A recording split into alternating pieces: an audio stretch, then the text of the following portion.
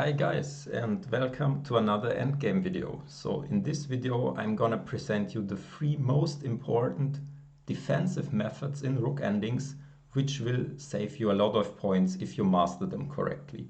So we will start with the first position where it's black to move, and if you want you can take your time and think about it, how would you defend this endgame. And we will just continue with the solution, and I will explain to you the drawing method in this endgame, which is called the passive defense. So basically all black needs to know in this endgame is that he just needs to return with the rook to the 8th rank to secure the draw. So white in the meantime he could activate his rook threatening mate on the 8th rank, but we just drop our rook back, and no matter what white is doing now, we can just wait passively on the 8th rank with our rook. That's why this defense is called the passive defense. So let's see what white can actually try. And for example, rook a7, trying to give some checks, but we just ignore it. We play rook to c8, and if white is giving some checks, we just go to the corner and we go back and forth. So there is no real progress, and okay, white can return and we are still just waiting. We can do other stuff, but one basic principle in defensive chess is if your defense is holding in one way, then you don't need to change the defense, because it would just risk that in the other way it's maybe not holding. So just keep it simple, and with this passive method there won't be any issue. So he can try to push the pawn further down the board, and still we are just waiting. And if he is giving some checks, we again go to the corner, and here comes the important moment. So what is very important about the passive defense is that the pawn is on the G file, or the B file, or the A file, or the H file, so that we do not have a central pawn we are defending against, because only then, so only if the pawn is on the rim or very close to the rim, this is working.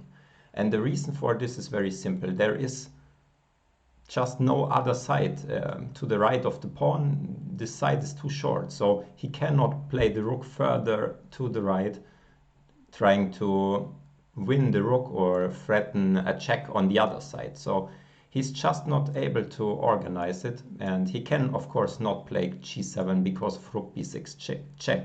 And so there is no real progress white can make, but it would be different if the pawn would be on the f file, because then we could give f7 check and the king needs to go, and rook h8 winning the rook. So this is really the key difference. So summing up, the thing you need to realize is when you're in the starting position, you need to realize you're defending against a G pawn, and that's why it's sufficient to return to the passive defense. If it's any pawn on those other files, it's also fine to return to the passive defense. If it's a central pawn, meaning bishop pawn or queen or king's pawn, then this method is not working and we need to come up with something else. Also, one quick note that rook h7 is not bringing the rook backwards, because this would actually blunder the game after rook to f8, and white converts this in a winning pawn ending. So black needs to transfer his rook back to the 8th rank. In general, I would prefer rook a3, rook a8, but I mean all the other squares also work. But in general, it's a good idea to have a long checking distance towards the white king in case, it's needed. So, so that's already it for the first example, and we continue straight away with another very important example. So let's see this position, and again we play the black pieces, and my question to you is, how would you defend this endgame? So white is having a pawn which is very far advanced, but he is having his rook in front of the pawn, which is not ideal. If the rook would be behind the pawn, then it would just be winning for white, but in this case we have a chance to survive, and you should decide what do we need to play. Do we need to play rook to a1 or rook to b7? And we will continue with the solution. The right move here is rook a1. There is a very simple problem with rook to b7 because he has a check, and after this he's queening and also forking our rook, and the game is over. So that's why our rook is best placed behind the white pawn, and now he cannot really check us because we just take, and then when he queens we can also take the queen, so that is not working. And what can he try then? Maybe get a king there and help. Let's see. So if white is running with the king, what do we play now? You can take some time and think about it. It's a very important moment to understand the position better. So I give you some options. We could either wait around with the king, like this or like this, or we could also wait with the rook. What do you think? So basically two of the moves are drawing and one of them is losing. And the move which is losing is king to f7, because now white is having a small tactics, and this is rook to h8. After this, white is ready to queen the pawn, while the queen would be protected. So black has no choice, he needs to take the pawn, but then white is going the rook, and game is over. So what you need to know in these positions is that the king needs to stay on those two squares, because only then there is no skewer by the rook, and white will not win our rook. So basically black can wait with king h7, he could also wait with the rook on a2. That's basically the same. We will continue. White is running with the king, but black is just waiting, and the king is coming closer. And as soon as the king reaches the pawn, for example now, then the rook would be ready to retreat and make space for the pawn. So this is a very important moment. So we should not allow the rook going to d8, because then the pawn is still defended by the king, and white will win the game. So we need to disturb white's coordination, and that can be easily done by rook b1, king going somewhere. We check the king for some while until we think it's far enough. In this position it does actually not matter if we continue checking, we just return, and now the rook is again not free to leave the a8 square, because then the pawn would drop again. And as soon as the king reaches one of the important squares, then we start checking, and we should be ready that our rook is far away from the white king, because if the rook, for example, would be very close and the king comes to b6, we have no check. So that's why it's important to keep the checking distance, and that's why the rook is ideally placed on a1. Basically I would just wait with the king, so I can always keep the rook in the perfect position, and as soon as the white king is coming to b7, b6, then I started checking. So we will continue with a very similar example, and you can maybe guess the solution very quickly if you managed to understand this well. And it's basically the same position, and just a short question what the best move is. So here we go, and the position is the following: black to move, same position as before. White is having a very far advanced pawn, but the rook is in front of the pawn. What should black play in order to secure the draw? And I can give you a hint, there is only one drawing move here. So the drawing move is king to g7. What is the reason for this? One could argue that there is no skewer as long as the king is on the 6th rank, but if the king is on the 6th rank, there's a problem because there is a check and we cannot even take the rook. So the threat at the moment is that the rook has a check and then the pawn is queening. So we need to avoid this check, and of course we should not fall for this trick again, because here there is this skewer or also to h8, which is more natural, and he needs to take it and then we win the rook. So it's very important that the king reaches those crucial squares, and the rook is already ideally placed. So with king g7 we return to the drawing mechanism we saw in the position before. So that's already it. I think all the other details we have discussed in the position prior to this one, and we will continue with what I think is the most important defensive technique if you have one pawn down and on the defensive side in a rook ending, which is called the Philidor position, and that's what we're gonna have a look at now. So in this position things are a bit different.